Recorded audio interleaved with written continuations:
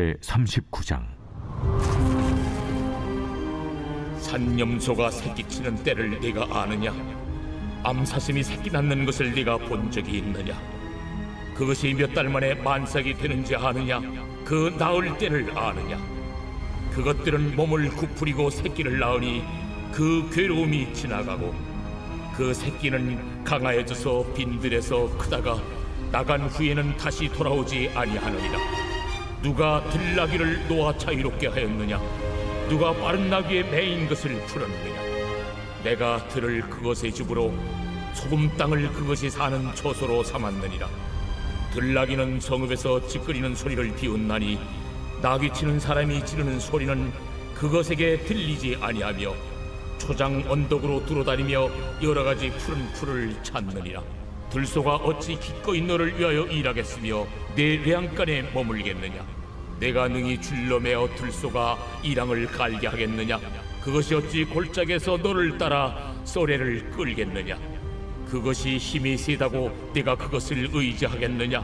내 수고를 그것에게 맡기겠느냐? 그것이 내 곡식을 줍으로 실어오며 내 타작마당의 곡식 모기를 그것에게 의탁하겠느냐? 타조는 즐거이 날개를 치나 학의 깃털과 날개가 깼느냐? 그것이 알을 땅에 버려두어 흙에서 도어지게 하고 발에 깨어질 것이나 들짐승에게 밟힐 것을 생각하지 아니하고 그 새끼에게 모질게 대함이 제 새끼가 아닌 것처럼 하며 그 고생한 것이 헛되게 될지라도 두려워하지 아니하나니 이는 하나님이 지혜를 베풀지 아니하셨고 총명을 주지 아니함이라. 그러나 그것이 몸을 떨쳐 뛰어갈 때에는 말과 그 위에 탄 자를 우습게 여기느니라. 말에 힘을 네가 주었느냐? 그 목에 흩날리는 갈기를 네가 입혔느냐? 네가 그것으로 메뚜기처럼 뛰게 하였느냐? 그 위험스러운 콧소리가 두려우니라.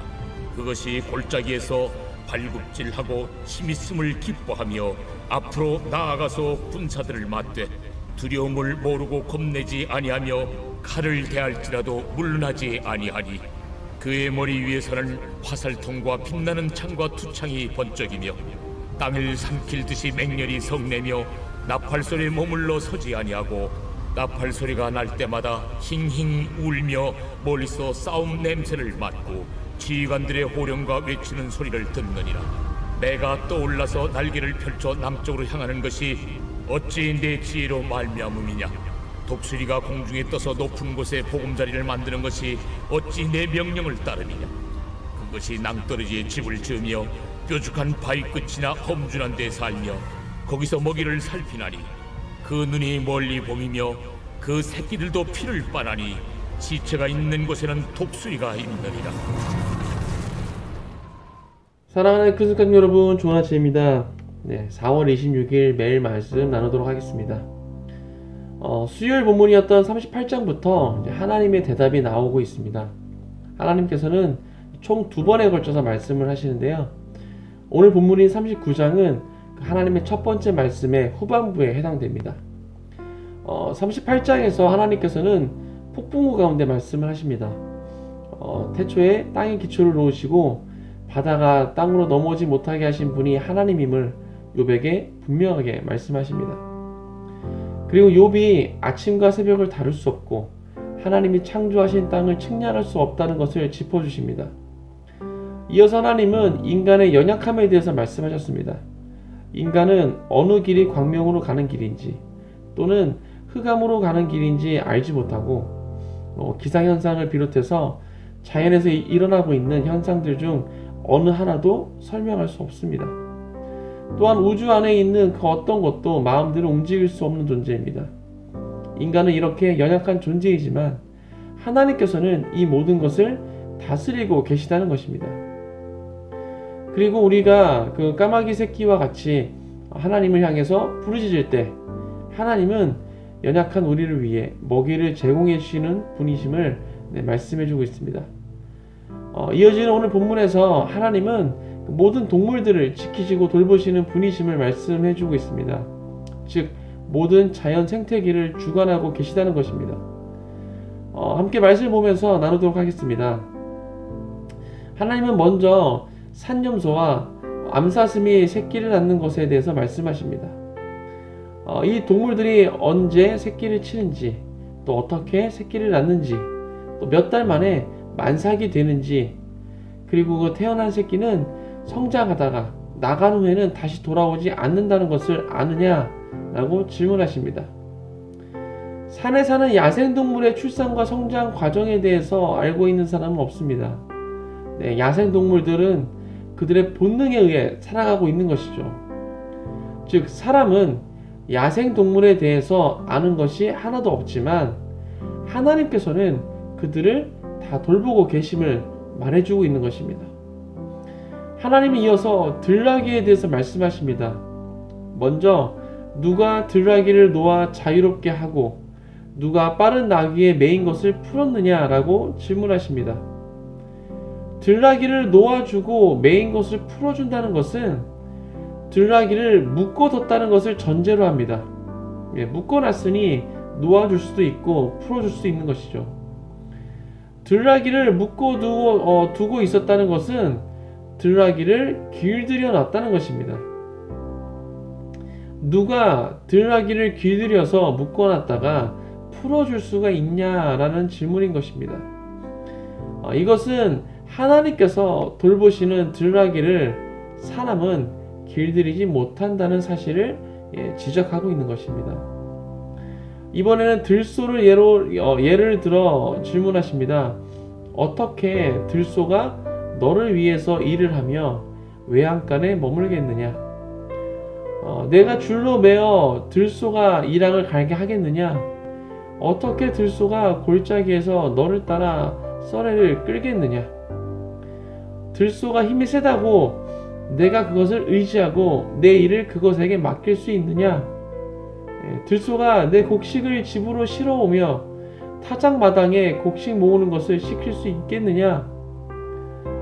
지금 하나님께서 질문하신 일들은 사람이 들소에게 시킬 수 없는 일들입니다.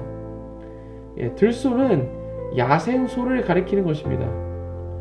성경에서 들소는 강한 힘을 지닌 사납고 포악하며 위험한 동물로 묘사되고 있습니다. 이러한 들소를 사람이 길들이는 것은 불가능한 것입니다. 그러한 들소를 예로 들어서 이렇게 질문하고 계신 것은 사람은 들소에 대해 전적으로 무능함을 말씀해주고 있는 것입니다. 다음으로는 타조를 예로 들어서 질문하십니다. 타조가 즐거이 날개를 치나 학의 깃털과 날개 같겠느냐? 타조가 아무리 화려하게 날개짓을 한다 해도 학보다는 못하다는 것입니다. 그리고 타조는 알을 땅에 낳고 흙으로 덮어서 알을 따뜻하게는 해주지만 발로 밟아 깨뜨리거나 들짐승들에게 밟힐 것을 생각하지 못한다는 것입니다. 그리고 자기 새끼에게 제 새끼가 아닌 것처럼 모질게 대하고 고생한 것이 헛되게 될지라도 두려워하지 않습니다. 고생한 것이 헛되게 된다는 것은 힘들게 부화시켜서 키운 새끼가 죽는 것을 말하는 것입니다. 즉 새끼에게 모질게 대하는 정도가 새끼가 죽을 정도로 모질게 대한다는 것입니다. 이렇게 타조가 예쁘지도 않고 지혜롭지도 못한 것은 하나님께서 지혜와 총명을 베풀지 않았기 때문이다 라고 말씀하십니다. 대신 타조에게는 말과 그 위에 탄 기수보다 빠르게 달릴 수 있는 능력을 주셨습니다. 이것은 하나님의 절대 주권에 관한 것이며 이러한 자연의 섭리로 세상을 다스리고 계심을 말씀해 주고 있는 것입니다. 이번에는 말을 예로 들어서 말씀하십니다. 말도 그냥 말이 아니라 군마, 그러니까 전쟁터에 나가서 함께 싸우는 말을 의미합니다. 먼저 욥에게 질문을 합니다. 말의 힘, 또 갈기, 뛰는 능력, 이러한 것을 너가 말에게 줬느냐? 말이 이러한 능력을 가지고 있는데 가지고 있는 것에 있어서 사람이 한 것은 아무것도 없다는 것입니다. 이어서 말의 용맹함을 말씀하십니다. 위험스러운 콧소리는 두려울 정도이고 또 골짜기에서 힘있게 발굽질을 하여서 앞으로 나아가 군사들을 맞대 두려움을 모르고 겁내지 않으며 칼을 대하더라도 물러나지 않고 등에는 화살통과 창과 투창이 있고 땅을 삼킬 듯이 맹렬히 성내며 나팔 소리에도 머물러 서지 않고 나팔 소리가 날 때마다 힝힝 울며 싸움 냄새를 맡고 지휘관들의 호령과 외치는 소리를 듣는다는 것입니다. 즉 하나님께서 말에게 그 어디에도 비할 바 없는 용맹과 위용을 친히 주셨다는 사실을 통하여서 당신의 그 절대 주권과 섭리의 그 장엄함을 드러내시고 또 이에 대조되는 인간의 한계와 연약함을 극명하게 나타내고 계신 것입니다. 네, 마지막으로 매와 독수리를 예로 들어서 말씀하십니다. 하나님께서는 매와 독수리의 특성과 습성을 통하여 하나님의 절대 주권을 선언하시고 계십니다. 먼저 하나님은 욥에게 매가 높이 떠올라 남쪽을 향하여 날아가는 것이 어찌 너의 지혜 때문이냐고 물으십니다. 여기서 말하는 매는 여름에 날아왔다가 겨울이 다가오면 남쪽 그 아프리카로 이동하는 매로 추정되어집니다. 그러니까 계절의 변화에 따라 따뜻한 곳을 찾아 이동하는 것이 욥의 지혜로 말미암음이냐라고 물으시는 것입니다. 이어서 하나님께서는 하늘의 왕자라 불리는 독수리를 예로 들어서 당신의 그 절대 주권과 또 섬세한 섭리를 입증하시고 이를 통해서 인간의 한계와 무력함을 규명하고 계십니다. 독수리는 높고 험한 절벽에 집을 짓고 사는 습성이 있습니다. 독수리가 이렇게 높은 곳에 집을 짓는 이유는 인간이 시켜서 그런 것도 아닐 뿐만 아니라 인간은 그 이유조차 제대로 알지 못합니다. 독수리들은 하나님이 지으신 그 창조의 섭리에 따라서 그렇게 행할 뿐입니다. 그리고 하나님께서는 독수리에게 그러한 습성과 함께 탁월한 시력을 주셨습니다. 독수리는 보통 8km 정도의 먼 거리에 있는 사물도 환하게 본다고 합니다. 또한 시체가 있는 곳엔 독수리가 있고 그곳에도 새끼들도 피를 빨아먹는다는 것입니다. 매와 마찬가지로 독수리의 이러한 습성은 인간의 지혜로 가르쳐서 되는 것이 아닌 것입니다. 하나님의 창조의 섭리인 것이죠. 오늘 말씀을 통해 우리가 볼 수 있는 것은 하나님께서는 당신이 창조하신 피조물들에게 고유한 특성을 주심으로 피조세계를 다스리고 계시다는 것입니다.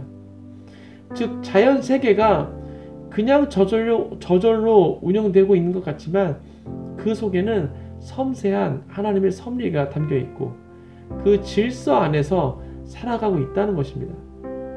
다시 말씀드려서 그 어느 것 하나도 하나님의 다스림을 벗어난 것은 없으며 하나님께서 허용하지 않은 일은 일어날 수 없다는 것입니다. 물론 인간의 욕망으로 인해서 하나님의 섭리를 거스르는 일들을 함으로써 조금씩 파괴되어 가고는 있지만 그것 또한 하나님께서 허용하셨기 때문에 일어날 수 있는 것이죠. 하나님께서 말씀으로 창조하신 자연 세계에도 이렇게 하나님께서 섬세하게 다스리고 계시는데 하물며 손수 흙을 빚어서 당신의 형상대로 지으시고 또 코에 생기를 불어넣어 주신 인간의 생사화복은 말할 것도 없을 것입니다. 정말 섬세하고 세밀하게 섭리하시고 계시다는 것이죠. 지금까지 우리의 삶 가운데 일어난 일들, 그리고 지금 일어나고 있는 일들, 그리고 앞으로 일어날 일들, 그 모든 것이 하나님의 주권 안에 있다는 것입니다. 이 말씀을 들으며 어떤 분들은 하나님께서 섭리하고 계시는데 왜 이렇게 불공평하고 부당한 일이 일어납니까? 라고 반문하실 수도 있습니다. 오늘 본문에 나왔던 동물들 중에는 타조가 그런 격이 되겠죠. 타조에게는 아름다운 깃털도 안 주셨는데 지혜마저도 안 주셔서 자신이 낳은 알을 관리하지 못합니다. 스스로 밟아서 깨뜨리기도 하고 다른 동물들이 밟도록 그냥 내버려 둔다는 것입니다. 그리고 죽을 정도로 굉장히 모질게 대한다는 것이죠. 좀 이해가 안 되는 부분입니다. 대부분의 새는 자신의 알을 적의 침입을 받지 않을 만한 곳에 낳고 또 적들의 침입을 감시하면서 보호합니다. 그리고 적이 침입했을 때는 맞서서 싸웁니다. 이렇게 모든 동물들에게 기본적으로 모성애라는 것을 주셨는데 타조는 그렇지 않은 것 같습니다. 이건 너무 불공평하다는 것이죠. 타조 입장에서는 충분히 하나님께 불평할 수도 있겠다라는 생각이 듭니다. 하지만 이것은 창조주 되시는 하나님의 절대 주권인 것입니다. 모든 것이 하나님의 섭리 안에서 일어나고 있는 것이기에 어떠한 피조물도 이것에 대해서 하나님께 왈가불가할 수 없다는 것입니다. 우리의 삶도 마찬가지입니다. 삶을 살아가다 보면 이런 일, 저런 일, 정말 다양한 일들이 발생합니다. 가끔은 왜 이런 일이 나에게 일어난 거지? 라고 의문과 함께 분노가 일어날 때도 있습니다. 그래서 하나님을 원망하기도 합니다. 하지만 어떤 피조물도 하나님의 그 다스림에 대해서 반론을 제기할 수는 없는 것입니다. 우리 인간은 절대 하나님의 뜻을 다 헤아릴 수가 없습니다. 하나님께서 그것을 설명해 주신다고 해도 우리는 그것을 다 담아낼 수도 없을 것입니다. 우리는 하나님의 주권을 인정하고 하나님의 선하심과 신실하심을 믿고 따라야 하는 것입니다.